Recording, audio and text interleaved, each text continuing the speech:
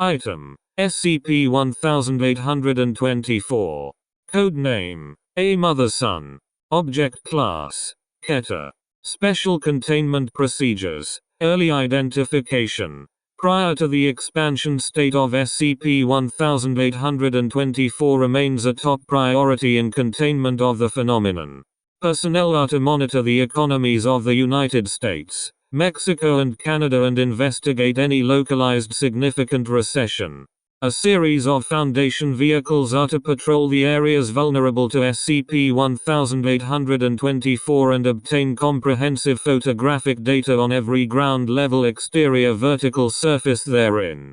In addition, similar imaging programs utilized by online mapping agencies, as well as the FBI and NSA, are to be tapped and added to the data pool. This information is to be processed by a graphic analysis program capable of isolating and identifying the designs congruent with SCP-1824.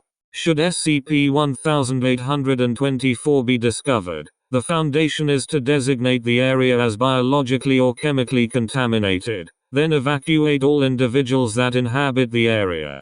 Evacuated individuals are to be housed at Foundation-controlled temporary housing until the manifestation has ended. Should SCP-1824 enter the expansion state and total evacuation has not yet been achieved, a gas main explosion is to be emulated to expedite this process. Due to the highly public nature of SCP-1824, standard media blackout procedures are to be applied. Description: SCP-1824 is a phenomenon manifesting as a graffiti design composed of red, black, and white spray paint. SCP-1824 has thus far only made its initial appearance in urban environments with a population density of 14,000 square kilometers or higher in the contiguous United States, Mexico and Canada. The graffiti always manifests on ground-level surfaces that are vertical or very nearly vertical. Designs produced by SCP-1824 are consistent in that they always feature a winged female humanoid, and possess a size of 1 meter x 1 meter or greater. Removing or obscuring the graffiti does not prevent or alter SCP-1824's effects. All individuals that reside within the effective range of SCP-1824, which possesses an initial radius of roughly 50 meters, begin to exhibit symptoms similar to paranoid-type schizophrenia, and will begin to experience delusions and hallucinations. Persons affected by these episodes describe a consistent figure, a destitute mother desperately attempting to provide for her child. Affected persons will attempt to provide food, money and other resources for this hallucination, to the point of severe personal loss.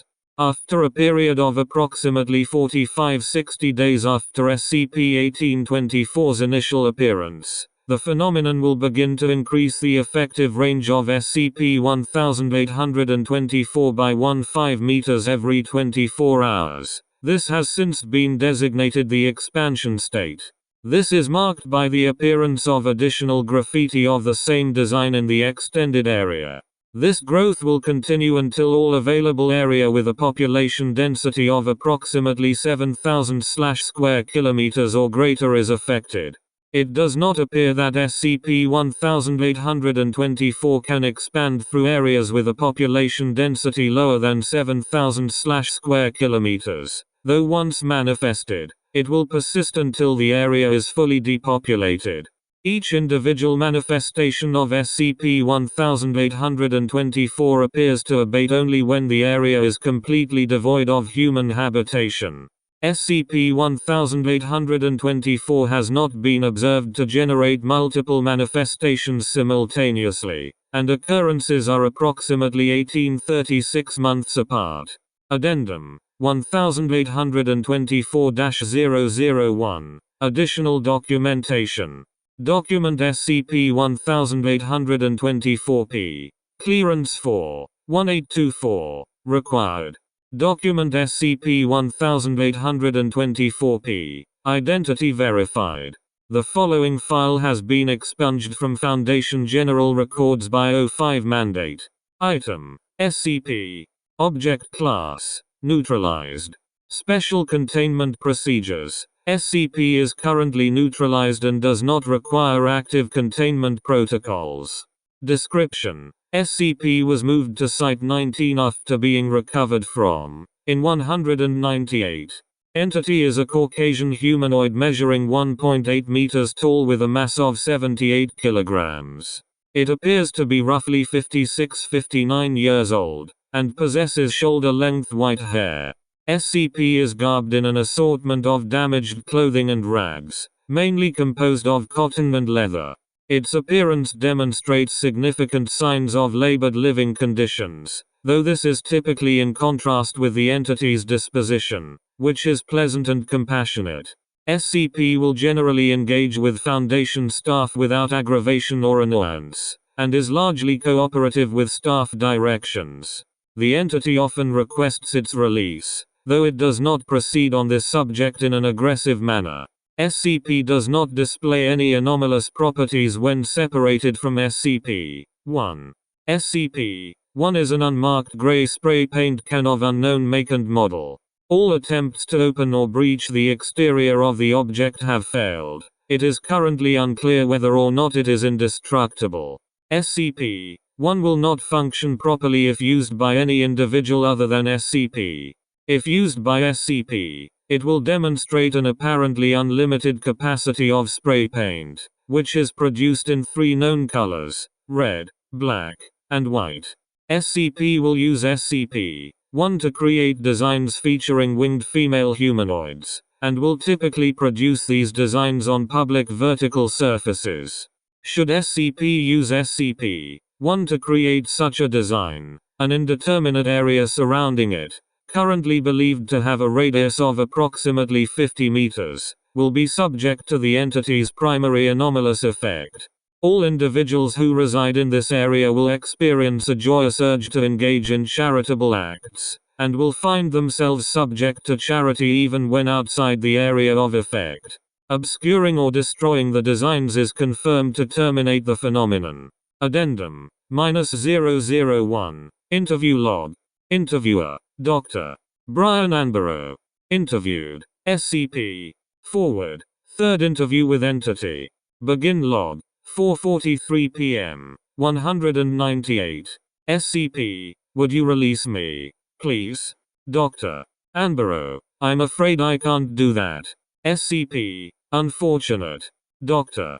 Anborough: SCP. You have thus far declined all inquiries about your origin. Is there anything you would care to elaborate on? SCP. Nothing that interesting. Dr. Anborough: Not even a name? SCP. Do you have one? Dr. Anborough: Brian.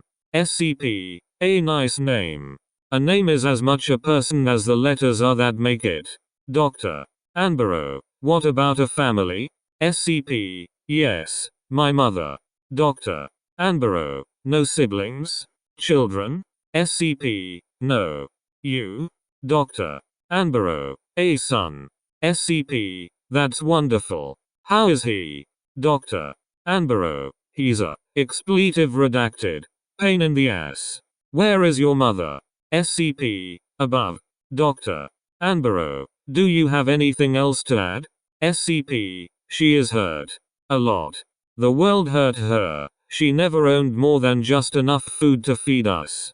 She was angry at the world for a very long time. But I asked her to forgive and she said she would do it. For me. She would do anything for me. She gave me it before she died so I could forgive in her place. Dr. Anborough: It? SCP. 1. SCP. Yes. Dr. Anborough: Forgive who? SCP. Whom? Everyone. End log. 4:47 p.m. 198. Addendum -002. Neutralization log. On 198 at 7:28 a.m., SCP was accidentally killed by Foundation personnel during a containment breach by SCP. Dr. Brian Anborough was killed during the same incident. Within 5 hours of its death, SCP's body had disintegrated, leaving behind a patch of spray paint similar to one of SCP. 1's designs. The image detailed a male winged humanoid with shoulder-length black hair. SCP-1 ceased to demonstrate anomalous properties after the incident and was destroyed. Reclassified to neutralized.